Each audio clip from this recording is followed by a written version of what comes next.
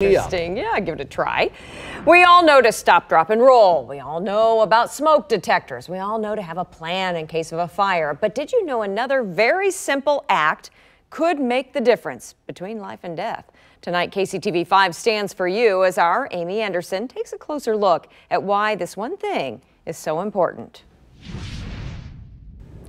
We've got some rules to live by to share with you tonight. Before you go to bed, brush your teeth, wash your face, and close your door. Overland Park firefighters say it could save your life.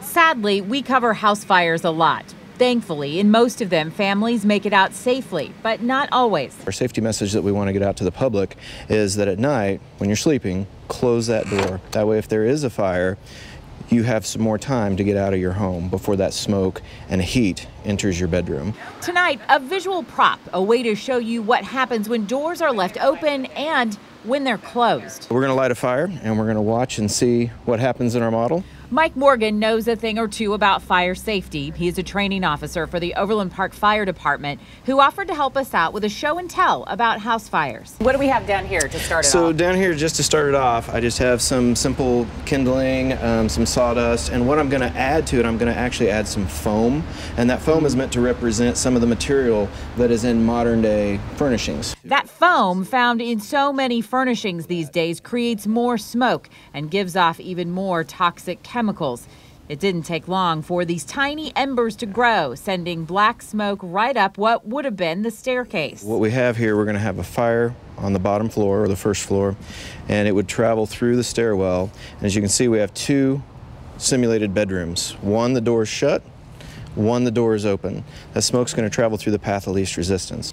And that's exactly what it did. After a few minutes, you could barely see inside the room on the left, and the windows of the center area where the staircase is were incredibly hot to the touch.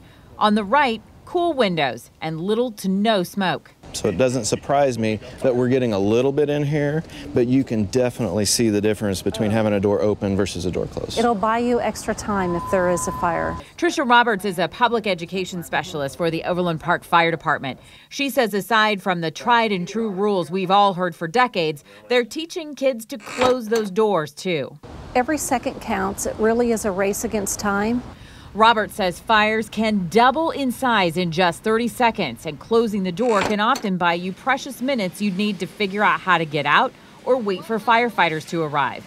And it's not just the fire you're trying to steer clear of, it's the smoke. We're worried about the smoke, absolutely. That smoke can move through a building very, very quickly, and it's full of toxic chemicals. And be sure to do maintenance on your smoke alarms. Don't just install them and forget it. You want to hit the button at least once a month to make sure it's working. Change the battery in your smoke alarm at least once a year, if not two. Maybe when you change the clock for daylight savings time, that's a good time to change the battery in your smoke alarm. And then every 10 years, you want to get a new one. And make sure your children are familiar with the sound of a smoke alarm, and that they know it means they need to get out of the house.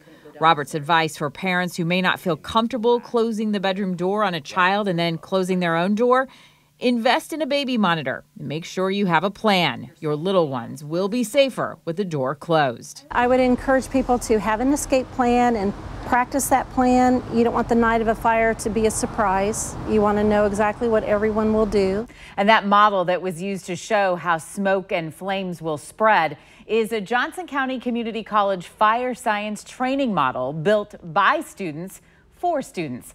Our thanks to them for letting us use it to show you how to stay safe. Amy Anderson, KCTV5 News.